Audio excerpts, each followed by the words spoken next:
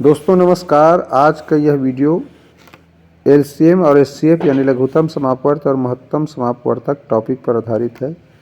तो चलिए आज का यह वीडियो स्टार्ट करें। इससे पूर्व अगर मेरे चैनल में आप लोग नए होंगे तो चैनल को सब्सक्राइब कर लीजिए और अंतिम में वीडियो अच्छा लगे तो लाइक शेयर कमेंट करना बिल्कुल मत भूलना।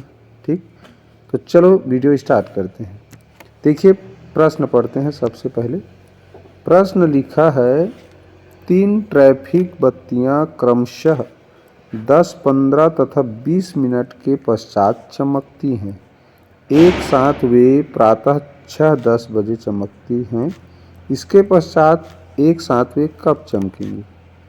तो देखो इस तरह का जब भी प्रश्न आएगा, चाहे ट्रैफिक वाला हो, ठीक है, या घंटी वाला, तो ये जो दी गई संख्या है 10, 15, 20 मिनट लिखा है ना, इसी का निकालना है लघुत्तम समापवर्त। तो देखो मैंने यहाँ पहले से अभाज्य गुणनखंड विधि से निकाल के रखा है। कितना आया है? 60 मिनट। अब 60 मिनट बराबर क्या होता है जानते हो? 60 मिनट बराबर होता है 1 घंटा। 60 मिनट बराबर होता है 1 घंटा। बस इसी को हमको इसमें जो समय दिया है 6:10, तो ये 6 घंटा है 10 मिनट है, तो 60 मिनट को घंटा बना दिए तो 1 घंटा बन गया है। तो घंटा को घंटा में जोड़ दो, क्या हो गया है? 7 घंटा 10 मिनट।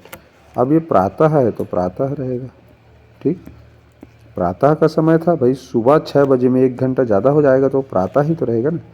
तो इस तरह देखो ऑप्शन सी को, प्रातः 7:10, फिर से वो बजेगी, यही इसका उत्तर है। क्लियर? करना क्या है एक बार दोहरा देता हूँ। जो भी इस तरह समय दिया रहेगा उसका निकालना भाज्य गुणनखंड विधि से लघुत्तम समापवर्त। वो मिनट में दिया है, अगर घंटा बनाते बन रहा है तो घंटा बना लेना, 60 से कम होता तो घंटा नहीं बनाते। ये 60 है इसलिए घंटा बना दिए, तो घंटा को घंटा में जोड़ दिए। कितना है? 6 से 7 घंटा हो गया, तो 7:10 प्रातः हो जाएगा। ठीक, ऐसा समझ में आ गया होगा। चलो अगला प्रश्न देखते हैं। चलिए देखते हैं दूसरा प्रश्न। देखो क्या लिखा है। 3 घंटियां 12, 15 और 18 सेकेंड के अंतराल में बजती हैं। अगर वह 8:35 पर एक साथ बजती हैं तो दूसरी बार कब एक साथ बजेंगी? मैंने पिछले प्रश्न में बताया जब भी इस तरह घंटी वाला या लाइट वाला प्रश्न आएगा तो उसका निकालना है अभाज्य गुणनखंड विधि से लघुत्तम समापवर्त।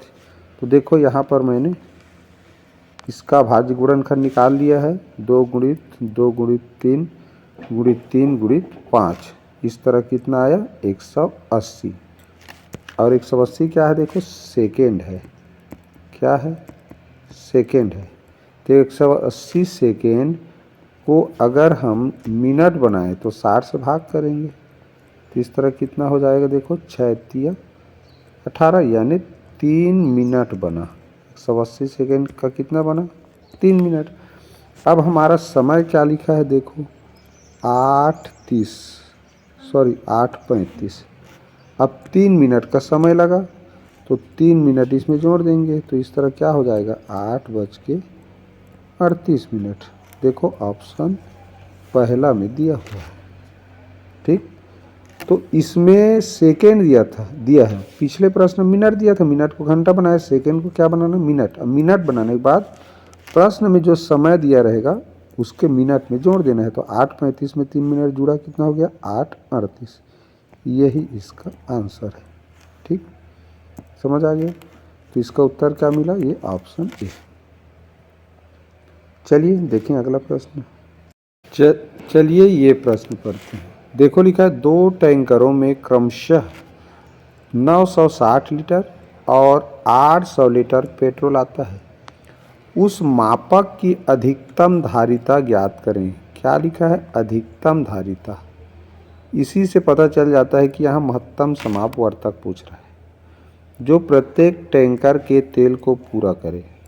दूसरा पहचान, प्रश्न में जो संख्या दिया है 2 वो संख्या देखो, और ऑप्शन में जो उत्तर में दिया है वो, तो प्रश्न की संख्या से ऑप्शन का संख्या छोटा है और अधिकतम या सबसे बड़ा संख्या ऐसा पूछे तो समझ जाना महत्तम समापवर्तक निकालना है, जो प्रश्न में जो 2 संख्या दिया है। तो बड़ा संख्या दिया होना तो उसका भाग विधि से महत्तम समापवर्तक निकालना चाहिए। इसके लिए क्या करेंगे, देखो दोनों में बड़ा संख्या कौन है, 960 और 800 छोटा है। तो 800 से 900 को भाग करेंगे, कितने बार जाएगा, एक बार जाएगा ना, क्या बचा 160।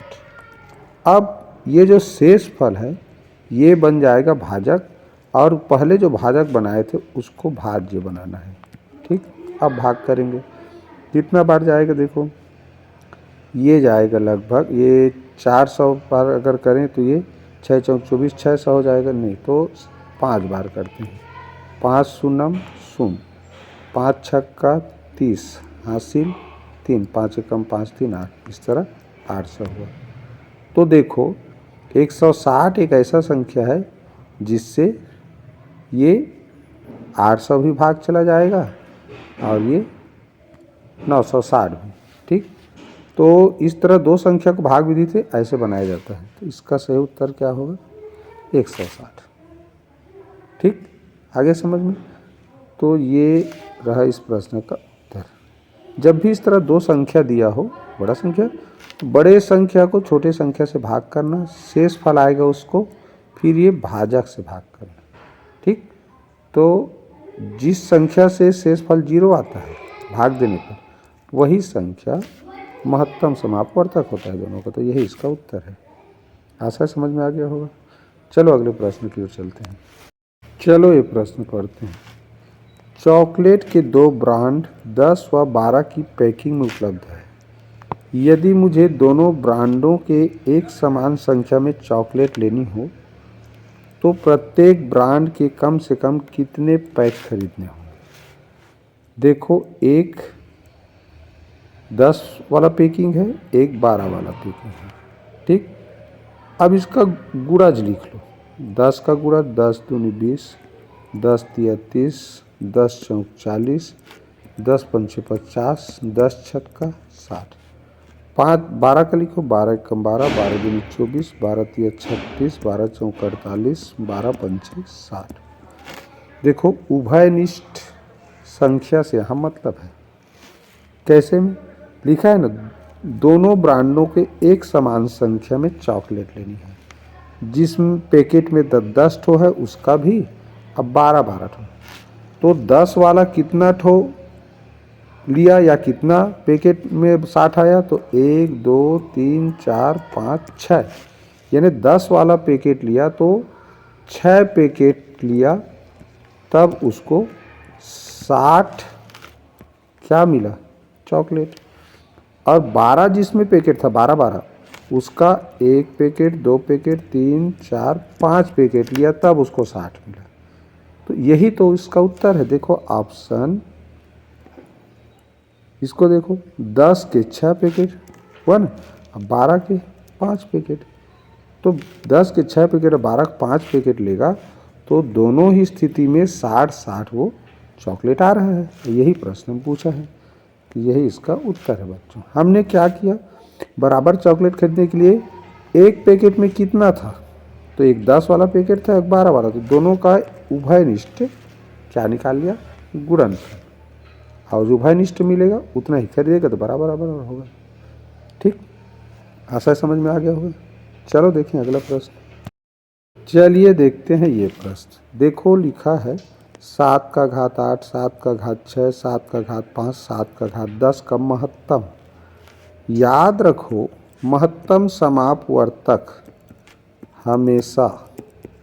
हमेशा जो सबसे छोटी संख्या रहेगा उससे भी छोटा हो सकता है, लेकिन इससे बड़ा नहीं हो सकता। देखो 4 का महत्तम निकालते हैं तो क्या करते हैं, 4 का गुणनखंड लिख दिए, 6 का गुणनखंड लिख दिए, 4 और 6 का निकालेंगे तो अब उसमें उभयनिष्ठ गुणनखंड ढूंढते हैं, तो 1 और 2 मिला, और सबसे बड़ा इसमें क्या है 2, तो 4 और 6 का महत्तम क्या मिला 2। यानी कभी भी दो संख्याओं का महत्तम निकाल रहे हो तो उसमें सबसे छोटी संख्या या तो महत्तम होता है या उसका गुणनखंड। समझे क्या, कि कभी भी 2 से अधिक संख्या है और उसका महत्तम जानना है तो उसमें सबसे छोटा संख्या ढूंढना है। तो देखो 7 का घात 8, 7 का घात 6, 7 का घात 5, 7 का घात 10, छोटा कौन हुआ, जिसका घात छोटा होगा। तो इस तरह इस प्रश्न का महत्तम समापवर्तक क्या होगा? 7 का घात 5, यही इसका आंसर है। अब नीचे देखो एक और प्रश्न है, ये 2 गुणित 3 गुणित 5 गुणित 7 और 3 गुणित 5 गुणित 7 गुणित 11 का महत्तम। इस तरह जब हो तो उभयनिष्ठ निकालना रहता है। देखो जैसे यहाँ लिख दिए 2 गुणित 3 गुणित 5 गुणित 7, नीचे क्या है 3 गुणित 5 गुणित 7 गुणित 11। दोनों में कौन कौन सी संख्या है? देखो 3 है दोनों में, 5 है दोनों में, 7 है दोनों में। ठीक, तो बस इसी को गुणा के रूप में लिखना है, 3 गुणित 5 गुणित 7, यही इसका आंसर है। देखो ऑप्शन 4 में दिया है। जब भी इस तरह गुणन के रूप में हो और उसका महत्तम निकालना हो तो उसको लिख लेना, अउभयनिष्ठ संख्या को लिख लेना जो सब में है या दोनों में है कहीं, उसी का गुणन रूप ही उनका महत्तम समापवर्तक होता है। आई बात समझ में? चलो मुझे लगता है समझ में आ गया होगा। अगला प्रश्न देखते हैं। ये पढ़ते हैं ये प्रश्न क्या लिखा है? श्रीमती भाटिया अपनी कक्षा के विद्यार्थियों में बराबर 75 पेंसिलें व 60 रबड़ बांटती हैं। उनकी कक्षा में अधिकतम कितने विद्यार्थी हैं? देखिए बराबर बांट रही हैं, अधिकतम शब्द आया है, प्रश्न में जो संख्या आया है उससे जो ऑप्शन में देखो तो ऑप्शन की संख्या छोटा है। इससे पता चलता है कि प्रश्न में जो संख्या दिया है उसका मासा यानी महत्तम समापवर्तक निकालना है। तो अगर 75 और 60 का महत्तम निकालें तो क्या आएगा? देखो लिख लेते हैं इसका गुणनफल, गुणनखंड 1 2 3 4 5 6 और 10, इस तरह लिखते जाएंगे। 75 का क्या क्या होता है? 1 3 5, उसके बाद आता है 15, ठीक, और 15 के बाद आता है 25, 25 के बाद 75। इसमें अब उभयनिष्ठ देखो तो 1 है 3 है 5 है और उभयनिष्ठ नहीं है। तो 1 3 5 में सबसे बड़ा उभयनिष्ठ कौन है? 5 है। ठीक, तो इस तरह 75 पेंसिल है और 60 रबड़ है। अब बराबर बराबर बांटना है तो अधिकतम 5 ही बांट सकते हैं।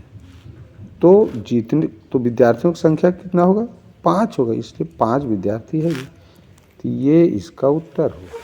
ठीक, प्रश्न में पूछा क्या था कि ये 75 पेंसिल 60 रबड़ है और उनकी कक्षा में अधिकतम कितने विद्यार्थी हैं वो पूछ रहा है। अब बांटना है बराबर, तो 5 विद्यार्थी रहेंगे, उभयनिष्ठ जो सबसे ज़्यादा उभयनिष्ठ है वही संख्या रहेगा तभी बराबर बांटते बनेगा। ठीक है, तो ये इसका उत्तर है बच्चों। ठीक, चलिए अगला प्रश्न देखें। दो संख्याओं के लघुत्तम समापवर्तक और महत्तम समापवर्तक क्रमशः 180 और 3 हैं। यदि एक संख्या 45 है तो दूसरी संख्या। देखो इस टॉपिक से संबंधित एक सूत्र है, क्या है कि महत्तम समापवर्तक और लघुत्तम समापवर्तक का गुणा करोगे तो जिन दोनों संख्याओं का ये महत्तम लघुत्तम है वो उन दोनों संख्याओं का गुणनफल भी बराबर होता है। तो यहाँ देखो लघुत्तम महत्तम दिया है, क्या दिया है? महत्तम दिया है 3 और लघुत्तम दिया है 180।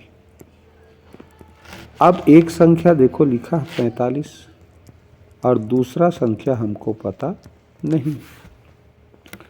तो ये दूसरा संख्या जानना है तो सिंपल सा बात भाई, ये जानना है तो ये गुणा के रूप में इधर आ जाएगा, क्या हो जाएगा? भाग। चलो कर लो, 3 एक कम बचा 1, 15 बन गया, 3 5 6, 15 12 में क्या होता है? 180 कट गया, क्या आया उत्तर? 12। देखो ऑप्शन ए में दिया है। तो जब भी किसी प्रश्न में लघुत्तम समापवर्तक महत्तम समापवर्तक दिया है और एक संख्या दिया है तो इन दोनों का गुणा कर दो और एक संख्या से भाग कर दो, दूसरी संख्या मिल जाता है। और इस प्रश्न को हल करने का यही इसका मूल सूत्र है। इसमें से अगर एक दोनों संख्या दिया है, एक लघुत्तम दिया है तो लघुत्तम से भाग करोगे, यानी बराबर चिन्ह के एक तरफ का 2 ठो संख्या दिया रहेगा, एक तरफ का एक संख्या, तो आराम से दो दूसरी संख्या को ज्ञात कर सकते हो। क्लियर? आशा है समझ में आ गया। चलिए देखते हैं वीडियो का ये अंतिम प्रश्न। देखो क्या कर है, 4 का घात 7, 4 का घात 5, 4 का घात 6, 4 का घात 4 का लघुत्तम समापवर्ती पूछ रहा है। और लघुत्तम संख्या जैसे 4 और 6 है तो लघुत्तम संख्या हमेशा बड़ी संख्या का गुणज होता है, गुणज यानी पहाड़ा। जैसे 4 व 6 का लघुत्तम निकालना है ना, तो 6 का गुणज ही हमेशा लघुत्तम होगा। देखो तो 4 का गुणज 6 आता है क्या, नहीं आता, लेकिन 4 का गुणज 12 आता है, तो 12 लघुत्तम समापवर्ती होगा। यानी जिन दो संख्याओं का हम लघुत्तम निकाल रहे हैं उसमें सबसे बड़ी संख्या से छोटा हो ही नहीं सकता उत्तर, उससे भले ही बड़ा हो जाएगा। तो उसी तरह यहाँ हमारे पास 4 का घात 7 है, 4 का घात 5 है, 4 का घात 6 है, 4 का घात 4 है, तो सबसे बड़ा संख्या कौन है इसमें, ये 4 का घात 7 होगा। तो इससे छोटा उत्तर हो ही नहीं सकता। ठीक, तो देखो 4 का घात 7 ऑप्शन 4 में दिया है, यही इसका उत्तर है बच्चों। जब भी लघुत्तम संख्या याद रखना, दी गई संख्या यानी जिन संख्याओं का लघुत्तम निकालना उसमें सबसे बड़ी संख्या का गुणज होता है। अब महत्तम सबसे छोटी संख्या का गुणनखंड होता है। क्लियर। अगला प्रश्न देखें, ये 2 गुणित 3 गुणित 5, 2 गुणित 3 गुणित 5 गुणित 7, 2 गुणित 3 गुणित 7 लघुत्तम जानना है। लघुत्तम जानना होना तो सभी में जो संख्या कम से कम में एक बार लिखा उसको लिखना है। 2 लिखा है 2 लिख दिए, 3 लिखा है 3 लिख दो, 5 लिखा है 5 लिख दो। अब इसमें देखो 2 3 5 को हम लिख चुके हैं, 7 नहीं लिखे हैं तो गुणित 7 करेंगे। यहाँ देखिए 2 3 7, तो इसमें 2 3 7 लिखा चुका है। ठीक, तो ये 3 गुणन के रूप में जो संख्या लिखा है सभी में से कम एक बार उस संख्या को लिखना है, तो यही सब लिखा है। तो देखो यही इसका आंसर है। कौन से ऑप्शन में है, देखो ऑप्शन दूसरा। क्लियर, तो यही इसका आंसर है बच्चों।